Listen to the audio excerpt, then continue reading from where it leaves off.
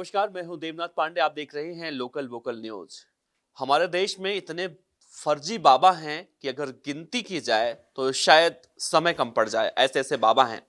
कुछ बाबा तो पनप चुके हैं, कुछ बाबा अभी पनप रहे हैं और कुछ बाबा जेल की रोटी तोड़ रहे हैं।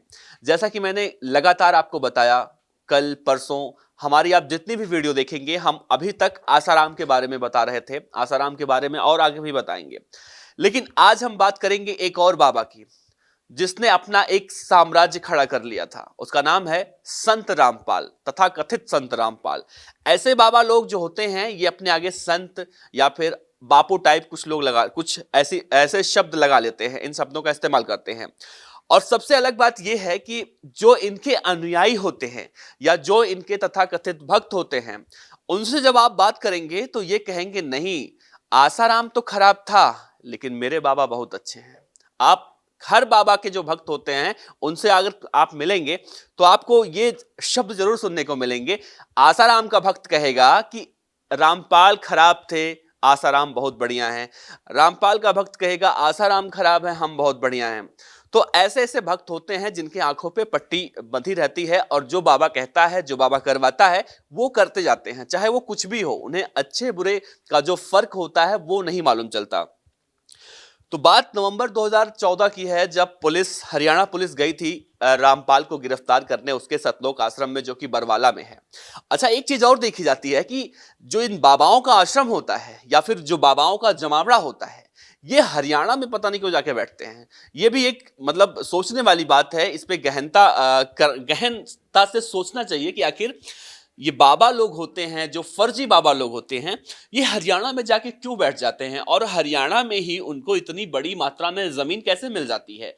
या फिर जब ये बाबा वहां पर पनपना शुरू करते हैं, जब ये अपना पहला आश्रम बनाते हैं, और उनको आखिर रोका क्यों नहीं जाता है।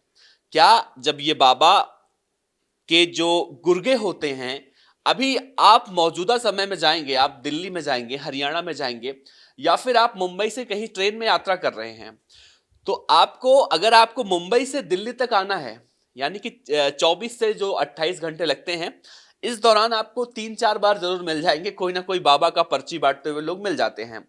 और आप अगर उनसे थोड़ा सा बात भी कर लिए तो आपको इस तरह से समझा देंगे कि आप तुरंत उस बाबा के फैन हो जाएंगे, बाबा के मुरीद हो जाएंगे।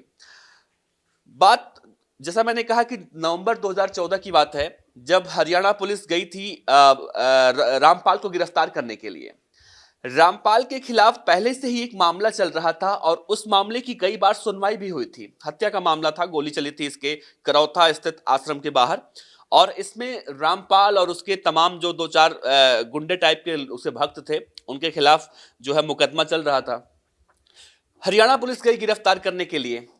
जब इस बाबा को लगा, फर्जी बाबा को लगा कि अब पुलिस तो मुझे गिरफ्तार कर ही लेगी, तो इस बाबा ने क्या किया, उस समय इसके आश्रम में, जो सतलोक आश्रम जिसका नाम रखा था इसने, बरवाला में था, आश्रम में उस दौरान जितने इसके तथाकथित भक्त थे, या फिर हम उन्हें कुछ भोले वाले भी लोग कहते हैं जो ऐसे जगह जाके फंस जाते हैं, इसने क्या किया, सबको बंधक बना लिया इसने। और जो इसके प्राइवेट कमांडो थे, जो इसके गुंडे थे, जो इसने गुंडे पाल रखे थे, सब लोगों ने उन लोगों को बाहर नहीं जाने दिया। अब पुलिस को यह लगा कि अगर रामपाल को जबरन गिरफ्तार करने पुलिस अंदर जाती है, तो जो इसके समर्थक हैं, जिस तरह से वो पथराव कर रहे हैं, तो उसमें भी कहीं ना कहीं किसी मासूम की जान चले जाए या फिर किसी निर्दोष की जान चले जाए, ये भी कल को बहुत बड़ा बवाल होता।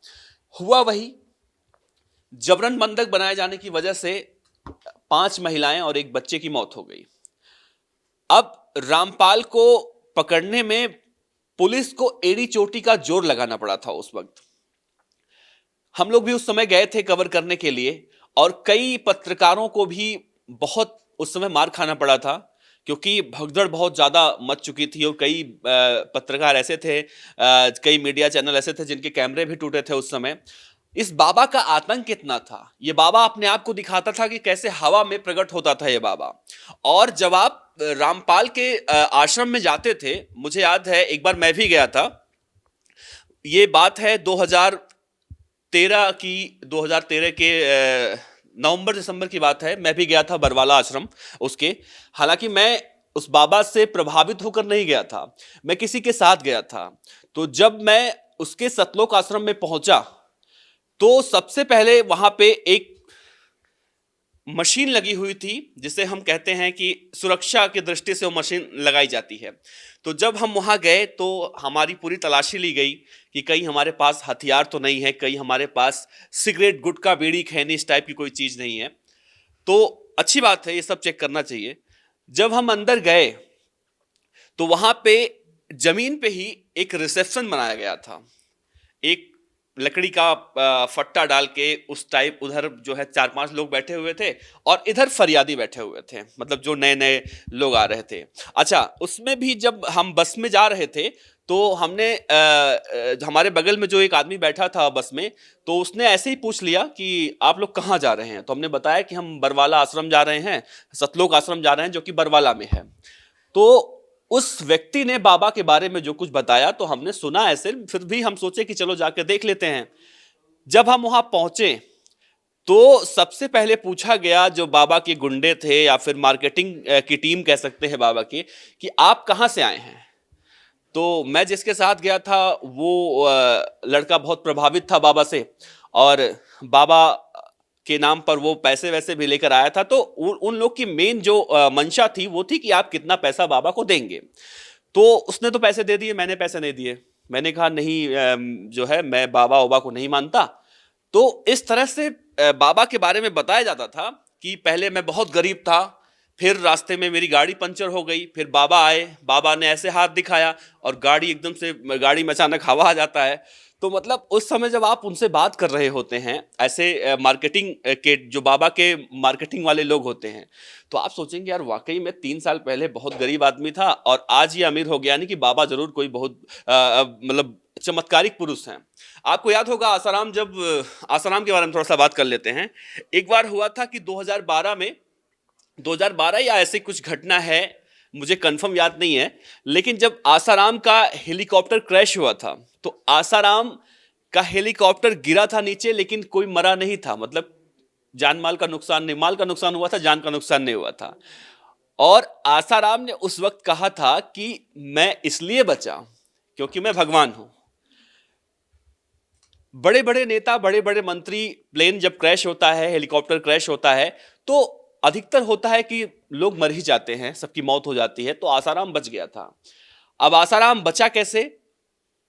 कहा यह जाता है कि उस समय आसाराम और उसके साथ जितने भी लोग थे, सीट बेल्ट पहन रखा था उन लोगों ने, और जो पायलट था वो बहुत समझदारी से नियंत्रण बनाए रखा था। हालांकि गिरते गिरते कहते हैं कि सीधे मुंह के बल गिरना एक होता है कि मुंह के बल मैं गिर गया, तो मुंह के बल गिरता है तो आदमी नहीं बचता।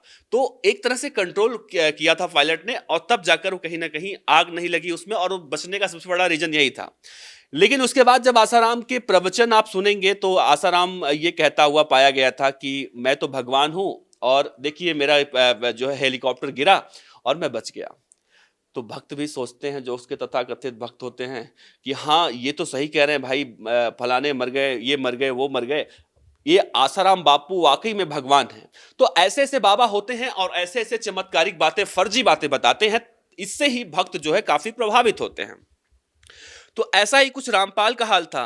अब रामपाल के यहाँ पर कहानी ये थी कि जो मेरे साथ लड़का था, उसने बाबा के मार्केटिंग टीम को पैसे दिए और ये कहा गया कि बाबा जी अभी अंतर ध्यान में चले गए हैं, और जब बाबा मतलब स्पेशल जो है फीस होती है उसकी, तो बाबा अंतर ध्यान से निकलेंगे और आपको दर्शन देंगे। तो उसने जो स्पेशल जो उनका चार्ज था वो दिया और बाबा का दर्शन करने गया अंदर। मैं वहां पे बाहर बैठा हुआ था और तब तक मुझे लगातार समझाया जा रहा था कि आप जो है बाबा का नाम लीजिए, आप जो है करोड़पति हो जाएंगे, अरबपति हो जाएंगे, दुनियादारी, मोह माया, यही सब बातें कही जा रही थी। उसके बाद जब मैंने एकदम कसम खा लिया था, भाई मैं भी पत्रकार हूं, मैं ऐसे बहुत लोगों से मिल चुका हूं, तब मुझे पता है इस चीज को। तो कह रहा आपको खाना नहीं मिलेगा, रात तो यही गुजारनी पड़ेगी, खाना नहीं मिलेगा। मैंने कहा नहीं चाहिए खाना। उसके बाद जब वो लोग एकदम थक हार गए तो मुझे फाइनली एक किताब दिया गया कि अच्छा कम से कम ये किताब तो खरीद लो। किताब का जो कीमत था वो 10 रुपया था। तो मैंने कहा कि अगर मैं किताब खरीद लेता हूं तो भी मैं यहाँ पे मतलब पैसे दे रहा हूं इनको। फिर मैंने किताब भी नहीं लिया, चाहे वो 10 रुपए की कीमत हो चाहे 1 रुपए की कीमत हो, मुझे नहीं लेना था। सोचा एक रात की बात है, भूखे रह लूंगा, कोई दिक्कत नहीं है। उसके बाद जब लोगों ने खाना नहीं दिया, नाम लेने के बाद, नाम नहीं लेने की वजह से, फिर कहा गया तो आपको रजाई, गद्दा, बिस्तर ये सब नहीं मिलेगा। मैंने कहा कोई बात नहीं। अच्छा, जब थक हार गए उसके बाद वो लोग खुद आए और अपना खाना वाना दिए, हमने खाना खाया। कहा यह जाता है कि जब बाबा रामपाल को पकड़ने के लिए पुलिस गई थी, उस दौरान जो भगदड़ हुई थी, उस भगदड़ में 5 महिलाएं और एक बच्चे की मौत हुई थी। और बाबा रामपाल ने इन्हीं जो भोले भाले लोग थे, इनको जबरन बंधक बना लिया था। और उस बाबा के गिरफ्तार होने के बाद जब वहां पर जांच हुई थी, तो ऐसी चीजें मिली थी वहां पर कि मतलब आप ये अंदाजा नहीं लगा सकते कि जो अपने आप को भगवान कहता है, अपने आप को संत कहता है, वो ऐसी ऐसी चीजों का क्या करता होगा। वहां पे बहुत सारी मात्रा में ऐसी ऐसी दवाइयां मिली थी जिससे कि जो सेक्स करने की क्षमता होती है वो बढ़ाई जाए। तो ऐसी सारी दवाइयां मिली थी। या फिर हम कह सकते हैं कि जो महिलाओं के लिए भी बहुत सारी ऐसी दवाइयां थी, या फिर हम जिन्हें कैसे कहते हैं कि कंडोम कहते हैं, वो बहुत भारी मात्रा में मिला था, वो भी यूज किया हुआ। तो ऐसे ऐसे बाबा होते हैं, आप अंदाजा लगाइए। आज रामपाल सलाखों के पीछे है, 6 साल हो गए, 7वां साल चल रहा है, रामपाल सलाखों के पीछे है। लेकिन आज भी रामपाल बाहर आने के लिए पूरी कोशिश कर रहा है, एड़ी से चोटी की जोर लगा रहा है। अभी ताजा अगर घटना बताएं आपको, तो रामपाल ने एक याचिका लगाई है हरियाणा पुलिस के खिलाफ कि मैंने हत्या नहीं किया था, और उसके लिए एक गुहार लगाई थी कि इस मामले में जल्दी से सुनवाई हो। लेकिन कोर्ट ने मना कर दिया कि इस मामले में कोई सुनवाई नहीं होनी है अभी जल्दी, अभी जो समय निर्धारित किया गया है उसी समय पर सुनवाई होगी। लेकिन आप इसके बावजूद, इसके इतर आप आज भी जाएंगे दिल्ली में देखेंगे या फिर तमाम बड़े शहरों में, हरियाणा की तो बात ही छोड़ दीजिए, वहां पर तो इनका गढ़ होता है, तो आपको ऐसे लोग मिल जाएंगे। ज्यादातर हमें लड़कियां मिलती हैं, लड़कियां आपको समझाती हुई मिल जाएंगी कि बाबा कैसे चमत्कारिक पुरुष थे, आप बाबा के खिलाफ कैसे बात कर सकते हैं, आप अभी कितना रुपया देंगे अगर आप बाबा को मानते हैं तो। दिल्ली के जंतर मंतर पर आज भी बाबा के जो समर्थक हैं, जो समर्थक कह सकते हैं, तथाकथित समर्थक कह सकते हैं, जो भी समझ लीजिए आप, वो लोग आज तक 6 साल से जंतर मंतर पर रामपाल के नाम की पट्टी लेके, हाथों में तख्ता बैनर लेके, वो आज भी इंसाफ की गुहार लगा रहे हैं। और वो बाबा जो इन सब लोगों का शोषण किया, हत्या किया, रेप किया, वो बाबा मजे से जेल की रोटी तोड़ रहा है। अब आसाराम और रामपाल में अंतर इतना है कि वो आसाराम है, ये रामपाल है। सजा दोनों को उतनी हुई है। आसाराम भी जब तक जिंदा रहेगा तब तक जेल में रहेगा, रामपाल भी जब तक जिंदा रहेगा जेल में रहेगा। मतलब दोनों को जो सजा मिली है, ये दोनों जब तक मर नहीं जाते तब तक जेल में ही रहेंगे अपनी आखिरी सांस तक। तो ऐसे ही बाबा की कहानी और लेकर आएंगे हम। रामपाल को लेकर आप अपनी क्या राय रखते हैं, रामपाल को लेकर अपना विचार क्या रखते हैं, ये जरूर बताइएगा। रामपाल के बारे में और सारी कहानियां हम आपको सुनाएंगे अपने अगले एपिसोड में। धन्यवाद। हमारी वीडियो कैसी लगी हमें कमेंट्स बॉक्स में जरूर बताएं। अगर वीडियो पसंद आई हो तो इसे लाइक और शेयर जरूर करें।